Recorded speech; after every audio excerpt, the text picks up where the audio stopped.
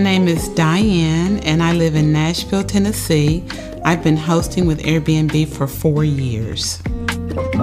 I moved here in the late 90s to complete my college education and met my husband. This neighborhood, Enchanted Hills is what it's called, is well known for a lot of the Black professionals who migrated to this area in 1970.